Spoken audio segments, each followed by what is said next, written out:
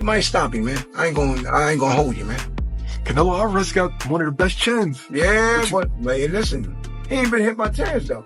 Terence can punch, man. You know what I mean? I know you've been in with some of the great punches and all that, but them punches gotta be placed right. You know what I mean? And Terence placed some punches, man. Yeah. I can totally see Crawford outboxing Canelo, like bad, making him look like taking him straight to school. But again, I do not see Crawford stopping. So the rivalry between Terence Crawford and Canelo Alvarez continues to heat up, with Crawford insisting that Canelo poses no real threat to him. Their latest exchange has only intensified the friction between the two. Crawford has already started executing a strategy aimed at loosening Canelo's hold on his Mexican fan base. Known for his precise tactics inside the ring, the Nebraska native is now using the same strategic mindset outside of it. Taking aim at Canelo's image as the face of Mexican boxing is a daring tactic, clearly influenced by Floyd Mayweather Jr.'s mind games, but with Crawford's unique approach. "I've got the speed advantage over Canelo," he declares, Matuis. Speed over Canelo. I got the reach over him. He might got the size, the power. I got the better skills, boxing skills. Would it be more of a cat and mouse? The reality is Canelo does put people out. From Kirkland to Amir Khan to just... Don't just... Obviously, I'm just saying, man. No, but he's not... Both literally and symbolically, Canelo Alvarez has always been draped in the Mexican flag. His pride in his heritage is a cornerstone of his identity, forging a deep connection to his homeland that has propelled him to international fame. He wears this pride boldly, often defending his status as a Mexican boxing icon. But Crawford seems to have identified a flaw in what was once considered an unshakable bond. Critics have long questioned Canelo's place among boxing legends, pointing out that although his skill is undeniable, his career has been carefully steered with a focus on image and business. This is where Crawford's strategy becomes intriguing. Not only has he challenged Canelo's style and resume, but he's also begun to undermine the very roots of his fame, his bond with the Mexican public. In a move echoing Floyd Mayweather's mind games with Oscar de la Hoya, Crawford released merchandise featuring his image over the Mexican flag alongside the phrase, "Viva Mexico." It's more than clever branding.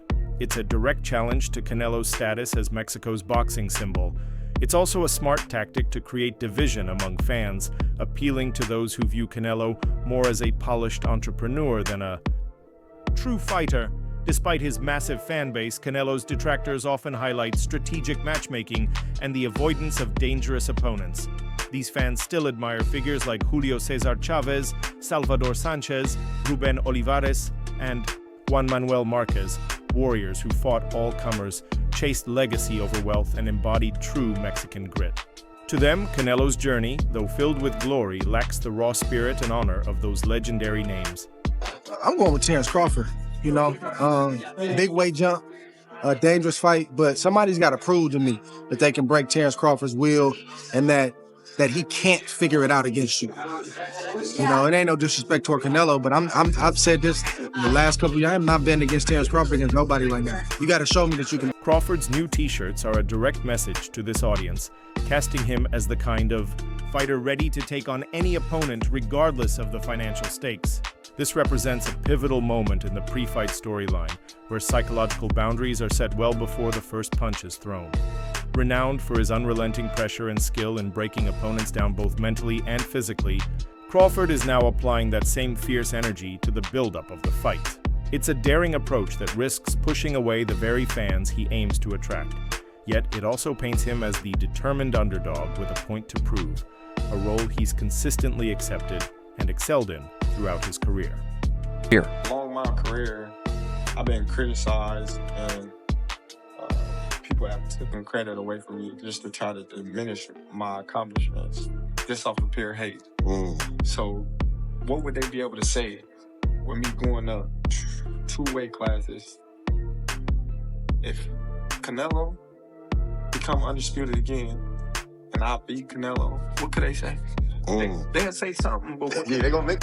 Despite all the drama, the financial reality of this matchup looms large. According to multiple sources, Canelo is expected to earn up to $150 million from this fight, far surpassing anything Crawford has made in the past. This massive financial incentive highlights just how significant the bout is for both fighters. However, it also introduces another layer to the narrative. Critics argue that Canelo's recent performances suggest he's more focused on growing his wealth than on solidifying his place as the best pound-for-pound fighter in the world. I'm up and I'm like, all right, well, Canelo 5'7", you know, my arm's longer. Yeah. He's strong, I'm strong. Right. You know, it'd be, to me, skill for skill. Right. You know, because Canelo not the biggest 168 fighter. So, I just... Interview 5. Even veteran promoter Bob Arum, known for his blunt opinions, recently admitted he wouldn't be willing to pay for this fight due to what he sees as Canelo's lack of genuine passion. If they're going to fight, I think it's great. It's pretty interesting. But again, if I had to pay to see that fight, I wouldn't, because Canelo has shown in his last few bouts that he's simply a businessman, Arum stated. Crawford Canelo, there's a lot of talk about that. I think Canelo wipes the floor with him. I love Crawford. I told you when Crawford and Spence that Crawford would beat the hell out of him. But Canelo is a different proposition. It's an interesting fight, but I think there's only one winner. What fight would make the most? He wipes the floor with him. What? Is it because of the weight difference? Because Canelo, yeah. Canelo. He's not there to entertain the crowd. He simply collects the big paycheck. But if Canelo were to fight the way Terence is known to, it could turn into a very entertaining and compelling matchup. This sentiment echoes the concerns of many fans who believe that Canelo, once a fierce combination puncher with something to prove, has transitioned into a calculated businessman capitalizing on his fame. Crawford, by contrast, has built a reputation as a no-nonsense warrior, someone who steps into the ring with bad intentions and fights as if each bout defines his legacy. This fight, Crawford is very talented, great footwork, great combinations, and a very strong fighter. You know, facing him off, he's actually the taller man. So I'm leaning towards Crawford now. I switched my opinion. I think Canelo looked too slow, too flat-footed. You know, one punch at a time. You know, I don't think that's going to be enough for him to beat Crawford. Crawford's too fast, too strong. However, this matchup presents a major physical challenge that cannot be ignored. Weight has become a recurring point of discussion, with many questioning whether Crawford, who has spent most of his career at lightweight and welterweight, can withstand the strength and durability of a natural super middleweight like Canelo. This isn't just about adding muscle, it represents a complete shift in Crawford's approach to the fight. Others have suffered serious consequences attempting similar jumps. Jermell Charlo, for instance, was thoroughly dominated when he moved. Up 2 weight classes to face Canelo, serving as a stark reminder of the dangers such a leap can bring. Tell you what? I think should be gone. The notion that Terence Bud Crawford should move up 3 weight classes, 21 pounds, to fight Canelo Alvarez. He's entirely too small. Jermell Charlo already. Amir Khan, a fighter who has shared the ring with both Crawford and Canelo, offered a sobering take on the challenges Crawford may face. When you start adding weight and moving up to fight, someone like Canelo, you'll need to spar with heavier fighters to prepare, and that puts a lot of wear and tear on your body, Khan explained. He also questioned whether it's necessary for Crawford to push himself so hard physically, asking, does he really need to put that much pressure on himself? Canelo just outboxes, well, no, doesn't outbox him, but I think just outpowers him and beats him to the punch. And you do give, Canelo does have some sort of like decent speed as well. So I think Canelo just wins that fight easy. Would it be a knockout? Could be, but I don't know. Yeah, I don't know. It's hard to say. This is where Crawford encounters his biggest physical test. While he has already proven his ability to adapt to various styles and overcome physical challenges, facing Canelo, a seasoned and powerful puncher, is a different kind of obstacle. Still, it's possible that the difficulty of the task is exactly what draws Crawford to the fight. It's a high-risk, high-reward scenario, one that could either cement his status as one of the greatest fighters of his generation or expose the limits of his physical capabilities. The Canelo-Alvarez vs. Terence Crawford showdown has sparked predictions from some of boxing's most prominent names, ranging from firm beliefs in a Canelo knockout to cautious optimism about Crawford's chances. For years, I think Bud would beat Canelo. I think Bud just got the style that outbox Canelo. I seen Canelo get outboxed every time, so I think Bud is the guy. What did you think when everybody thought Bud was gonna lose? When he fought, and everybody thought he was gonna lose, and he came in pairs. Charlamagne thought he was gonna lose. He came inside. Not everybody. Julio. Cesar Chavez, a living legend in Mexican boxing, was straightforward about the matchup.